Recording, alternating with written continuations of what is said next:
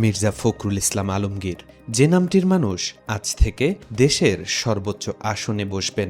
দেশের ২৩তম রাষ্ট্রপতি নির্বাচিত হয়েছেন মির্জা ফখরুল ইসলাম আলমগীর। দীর্ঘ ৩৫ বছর পর বৃহস্পতিবার জাতীয় সংসদে সরাসরি ভোটে সর্বমোট ২৫৫ ভোট পেয়ে রাষ্ট্রপতি নির্বাচিত হয়েছেন তিনি। রাজনীতির মাঠের বর্ষিয়ান ব্যক্তিত্ব মির্জা ফখরুলের পেশা ছিল শিক্ষকতা। এক পর্যায়ে শিক্ষকতা ছেড়ে রাজনীতিতে আসার পর মাঠ পর্যায়ের কর্মী থেকে নেতা, পৌরসভা চেয়ারম্যান এবং পরবর্তী সময়ে সংসদ সদস্য ও মন্ত্রীর দায়িত্ব পালন করেন মির্জা ফখরুল। আর এখন বসতে যাচ্ছেন দেশের রাষ্ট্রপতির আসনে।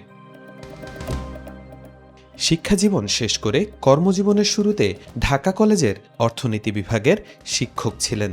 তবে সাধারণ মানুষের অধিকার ও রাজপথের রাজনীতি তাকে বরাবরই টানত। সেই তাগিদ থেকেই ১৯৮৬ সালে চাকরি ছেড়ে দেন। ১৯৮৮ সালে ঠাকুরগাঁও পৌরসভা নির্বাচনে জিতে হন চেয়ারম্যান। সেই থেকে শুরু বর্ণাঢ্য পথ চলা। ৮০ দশকে বিএনপিতে যোগ দেওয়ার পর ১৯৯২ সালে বিএনপির ঠাকুরগাঁও জেলা সভাপতি নির্বাচিত হন মির্জা ফখরুল। ২০০৯ সালে দলের জ্যেষ্ঠ মহাসচিব আর ২০১৬ সালে মহাসচিব নির্বাচিত হন তিনি। বিএনপির কঠিন সময়ে দলের মহাসচিবের দায়িত্ব পালন করেন মির্জা ফখরুল ইসলাম আলমগীর। আওয়ামী ফ্যাসিবাদের অন্যতম প্রধান টার্গেটও ছিলেন তিনি। এমন বাস্তবতায় সহ্য করেছেন হামলা, মামলা, কারাবরণ। গত ৪ দশক রাজপথের আন্দোলন আর দলের সাংগঠনিক রাজনীতিতে অনবদ্য ভূমিকা রেখে এই মুহূর্তে দেশের জনপ্রিয়তম রাজনীতিবিদদের একজন মির্জা ফখরুল। ফ্যাসিবাদ বিরোধী গণতান্ত্রিক আন্দোলনে তার গুরুত্বপূর্ণ ভূমিকা জাতিকে পথ দেখিয়েছে গভীর সংকটময় মুহূর্তে। ২০০১ সালে সংসদ সদস্য নির্বাচিত হয়ে প্রথমে কৃষি প্রতিমন্ত্রী ও পরে বেসামরিক বিমান ও পর্যটন প্রতিমন্ত্রী হন তিনি। এরপর ২০১৮ সালে একাদশ সংসদ নির্বাচনে তিনি ঠাকুরগাঁও সহ ২ আসনে প্রার্থী হলেও বগুড়া ৬ আসন থেকে সংসদ সদস্য নির্বাচিত হন। তবে সারা দেশে ভোট কারচুপির অভিযোগ এনে বিএনপি মহাসচিব সংসদ সদস্য হিসেবে শপথ গ্রহণ করেননি, যা সংসদীয় ইতিহাসে বিরল ঘটনা। বর্তমান তারেক রহমানের সরকারে স্থানীয় সরকার, পল্লী উন্নয়ন ও সমবায় মন্ত্রীর দায়িত্ব পান মির্জা ফখরুল। ত্রয়োদশ জাতীয় সংসদে প্রধানমন্ত্রী তারেক রহমানের পাশের আসনটি মির্জা ফখরুলের আসন ছিল। সবশেষ রাষ্ট্রপতি পদে বিএনপির মনোনয়ন পান তিনি।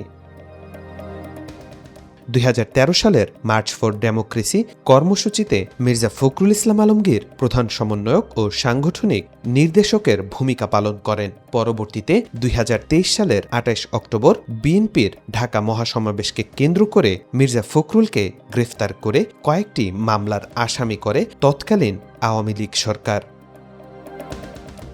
একাধারে আন্দোলন সংগ্রামে নেতৃত্ব এবং শক্ত হাতে দলীয় সংকট মোকাবেলা করে দেশের রাজনীতিতে এক অনন্য ব্যক্তিত্বে পরিণত হয়েছেন মির্জা ফখরুল।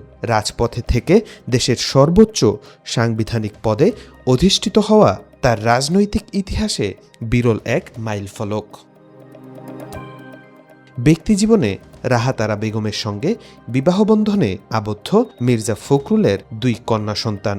বড় মেয়ে মির্জা শামারু অস্ট্রেলিয়া নিবাসী এবং সিডনিতে পোস্ট ডক্টরাল ফেলো হিসেবে কর্মরত।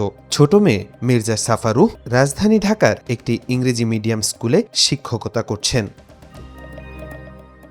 তাওফিকুল ইসলাম, আজকাল।